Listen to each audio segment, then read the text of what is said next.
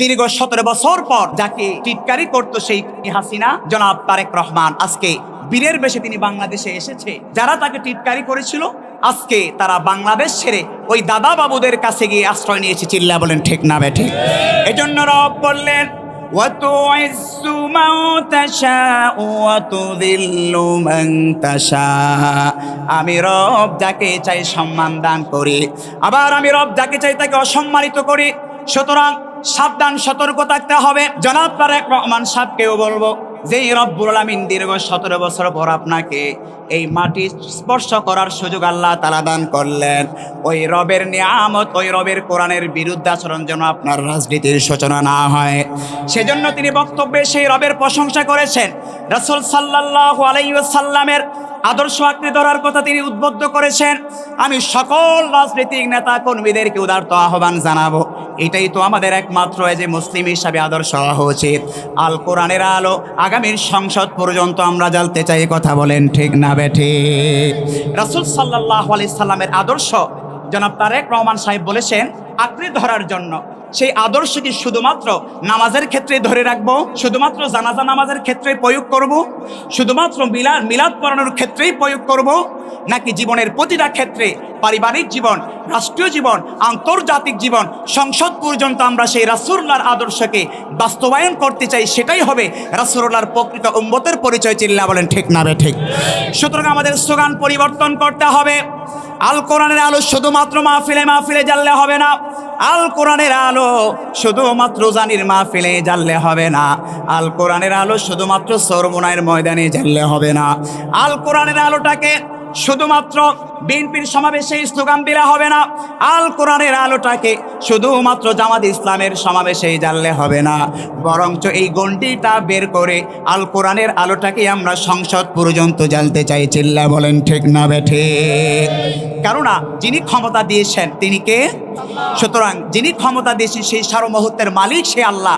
আমার আপনার উপর যে এত নিয়ামত দান করলেন, সে আল্লাহর ক্ষমতা যদি আমরা সমাজে বাস্তবায়ন প্রতিটি স্তরে করতে না পারি, তাহলে আল্লাহর কাছে জবাবদাহি করতে হবে কি হবে না?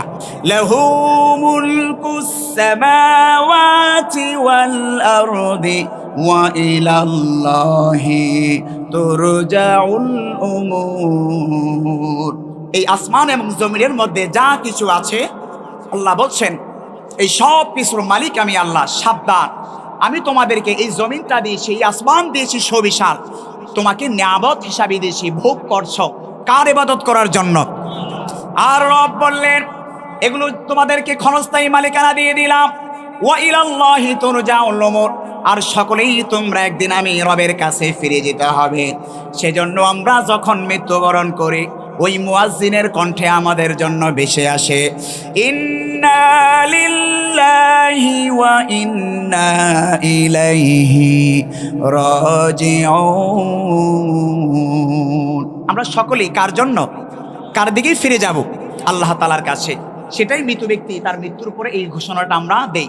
কোনো মুমিন বান্দার এই আয়াতটুকু যদি সব সময় স্মরণ থাকে, ওই ব্যক্তির জীবনে কোনো পাপ সংগঠিত হওয়া সম্ভব।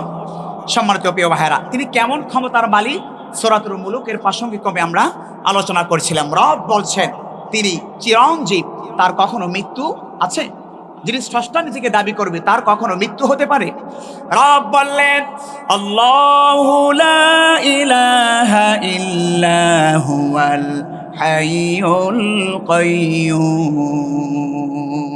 তিনি এমন সত্তা যিনি চিরঞ্জীব, আল হাইয়ুল আল কাইয়্যুম, যিনি অতি শক্তিধর ক্ষমতাশীল, আল কাইয়্যুম যিনি শক্তিধর। সুতরাং রব্বুল আলামিন বললেন ওয়ালাকাদ খালাকনাস সামাওয়াতি ওয়াল আরদা ওয়া মা বাইনাহুমা ওয়া মা মাসসানা মিন লুগুব।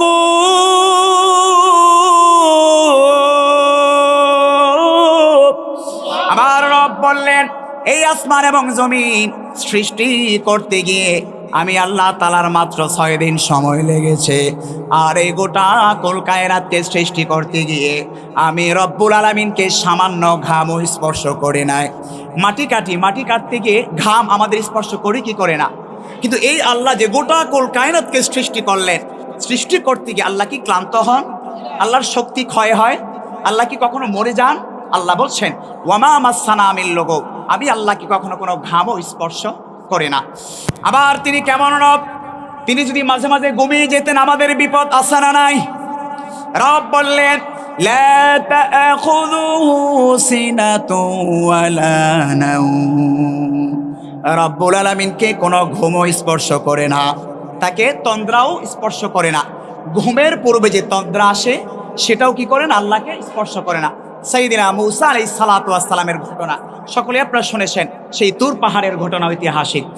সাইয়েদিনা মূসা আলাইহিস সালাতু ওয়াস সালাম রবকে বললেন, ও রব্বুল আলামিন, আমি স্বচক্ষে তোমাকে দেখতে চাই। রব বললেন, রে মূসা, আমি রব্বুল আলামিনের নূর তোমার এই সাধারণ চোখ দিয়ে দেখা সম্ভব নয়। মূসা আলাইহিস সালাতু ওয়াস সালামের মনে মানায় না, না আল্লাহ আমি তোমাকে দেখতেই চাই। রব বললেন, রে মূসা, যাও যাও এই তোর পাহাড়ে চলে যাও, এই নাও একটা গ্লাস দিলাম, এই গ্লাস ভর্তি পানি নিয়ে তুমি দাঁড়িয়ে থাকো, আর তোমার সাথেও চিরে আমার সরাসরি সাক্ষাৎ হবে। সাইয়েদিনা মূসা সেই পানির গ্লাস নিয়ে দাঁড়িয়ে রইলেন। হঠাৎ করে তার চোখের মাঝে তন্দ্রা ঘুম চলে আসলো। একটু পরেই হাতে যেই পানির গ্লাস ছিল, হাত থেকে ওই পানির গ্লাস পরে গ্লাস তো ভাঙছে, পাশাপাশি ওই পানিটাও জমিনের মধ্যে পড়ে ভিজে গিয়েছে। এবার মূসা আলাইহিস সালাতু ওয়াস সালামকে রব বললেন, রে মূসা, তুমি যদি আমি রব্বুল আলামিনকে দেখতে চাও, আর আমি রব যদি সামান্য ঘুমাই, সামান্য তন্দ্রা আসে, সুতরাং তোমার যে তন্দ্রা আসার কারণে তোমার হাত থেকে গ্লাস পরে যেমনটা ভেঙে চৌচির হয়ে গিয়েছে, আমি রব্বুল আলামিন যদি এক মুহূর্তের জন্য ঘুমাই, যদি এক মুহূর্তের জন্য আমার শরীরে তন্দ্রা আসে, এই গোটা কুল কায়নাতটা মুহূর্তের মধ্যে ধ্বংস হয়ে যাবে। মূসা আলাইহিস সালাতু ওয়াস সালাম রবকে দেখতে চাইলেন, কিন্তু এই সাধারণ চোখ দিয়ে কই রবকে দেখা সম্ভব? আল্লাহ পাক রব্বুল আলামিন শুধুমাত্র তার একটা নূরের পর্দা আল্লাহ মূসা আলাইহিস সালাতু ওয়াস সালামকে দেখাতে চাইলেন। সঙ্গে সঙ্গে ওই তুর পাহাড়টাকে তার নূরের কারণে যিনি জ্বলছিয়ে দিলেন, বলুন তো তিনি কে? তাহলে বুঝতে পারলাম তিনি এমন সত্তা, তিনি এমন রব যিনি কখনো ঘুমানো না, এবং ঘুমের পূর্বে যে তন্দ্রা আসে সেটাও সেই রবের আসে। আল্লাহ পাক রব্বুল আলামিন বললেন তিনি কেমন রব? তিনি অসীম জ্ঞানের অধিকারী। রব বললেন সূরাতুল আহজাবের 54 নম্বর আয়াতে কারিমার মাঝে, ইউতুবিদু শাইআন আও তুখফুহু ফাইন্নাল্লাহা কানা বিকুল্লি শাইইন আলিমা। প্রকাশ্য গোপনে যা কিছু আছে, এই সব কিছুর জ্ঞান যার কাছে আছে তিনি কে? এজন্য আল্লাহ পাক রব্বুল আলামিন সূরাতুল মুলুকের মাঝে তিনি তার সার্বভৌমত্বের ক্ষমতার পরিচয় তিনি তুলে ধরছেন।